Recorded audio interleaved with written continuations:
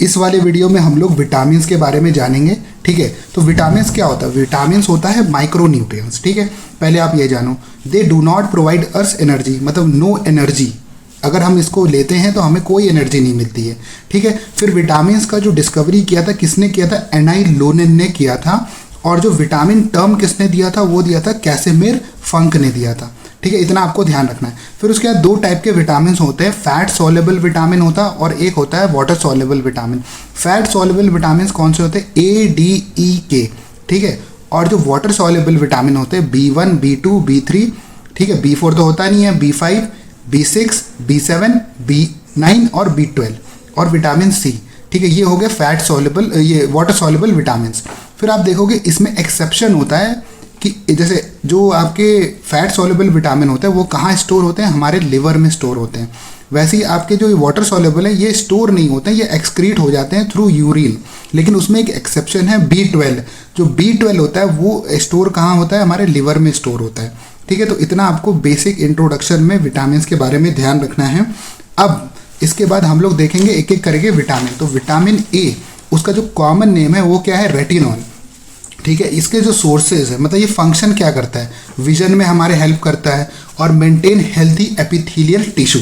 फिर उसका सोर्सेज क्या है? इसके कैरेट हो गया, बीट रूट हो गया, गोल्डन राइस एक इंपॉर्टेंट है, प्रीवियस ईयर में पूछा हुआ है। ठीक है, फिर उसके बाद आप देखोगे, देखो हमारी आई में रेटिना होता है, तो रेटिना में दो चीज़ें होती हैं, एक होता है रॉड्स और एक होता है कोन्स। जो रॉड्स होता है ना वो रिस्पॉन्सिबल होता है for differentiating day and night. अगर हमें डे और नाइट में डिफ्रेंशिएट करना है तो हमारा रॉड जो है वो सही होना चाहिए।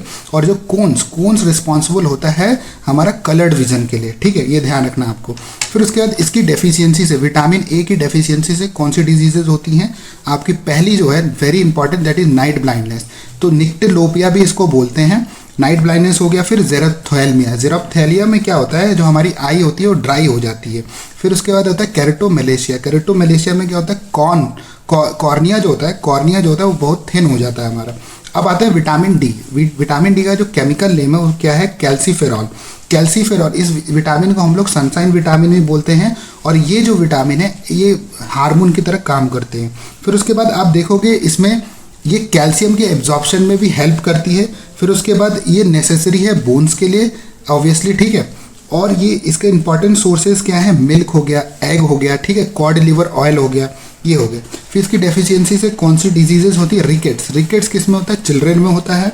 ऑस्टियोमेलेशिया किस में होता है? एडल्ट्स में होता है। और एक ऑस्टियोपोरोसिस, मतलब जो हमारी बोन्स होती है ना, बोन्स मतलब ईजिली फ्रैक्चर हो जाएंगी, मतलब उसमें पोरोसिस का मतलब क्या होता है? उसमें छेद हो जाना। ठीक है, और वीक हो जाती है उसकी वजह से। फिर उसके बाद आता है विटामिन ई। तो विटामिन ई जो है इसका केमिकल नेम क्या है? टोकोफेरॉल। अब इसको बोलते हैं फर्टिलिटी विटामिन या ब्यूटी विटामिन भी बोलते हैं इसको इंपॉर्टेंट सोर्सेज क्या है? ऑलिव ऑयल हो गया, ठीक है, कोकोनट ऑयल हो गया और स्पिनच।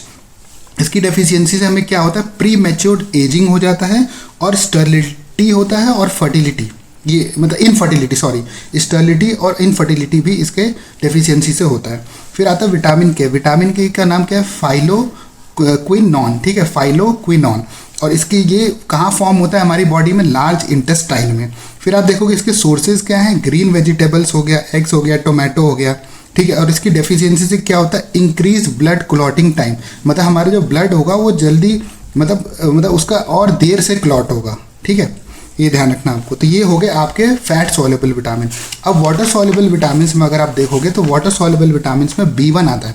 तो B1 का जो केमिकल नेम है वो क्या है? थायमिन।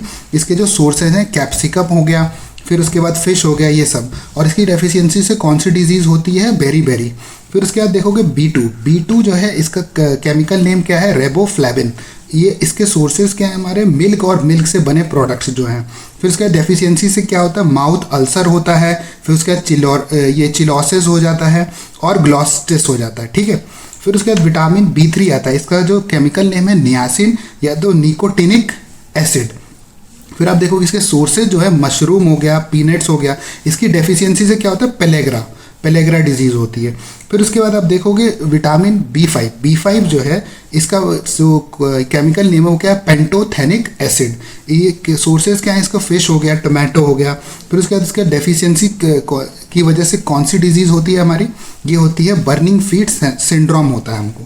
फिर उसके बाद विटामिन B6, इसका जो नाम है, केमिकल नेम जो है वो क्या है, पायरोडॉक्सिन। पायरोडॉक्सिन ये जो सोर्सेज क्या है इसके, कोकोनट वाटर हो गया और बनाना। फिर उसके बाद डेफिशिएंसी से क्या होता है, डिप्रेशन होता है और अनीमिया भी होता है इसमें। फिर उसके बाद B7 का जो केमिकल नेम है बायोटिन। बायोटिन इसके जो सोर्सेज है, ओनियन हो गया, एग हो गया। इसकी डेफिशिएंसी से क्या होता है, वेरी इंपॉर्टेंट हेयर फॉल होता है, ठीक है। उसके बाद B9 का जो केमिकल नेम है वो क्या है, फॉलिक एसिड। फॉलिक एसिड और इसके जो सोर्सेज हैं क्या है, स्पिनच। और इसकी डेफिशिएंसी से क्या होता है, स्पाइना फीडिया होता है और अनीमिया होता है। अब आता है वेरी इंपॉर्टेंट B12 जो है एक्सेप्शन है ना, मैंने आपको बताया था कि ये जो होता है स्टोर होता है लिवर में, लेकिन बाकी जितनी जो वाटर सॉल्युबल विटामिन हैं वो एक्सक्रीट हो जाती हैं यूरिन के थ्रू।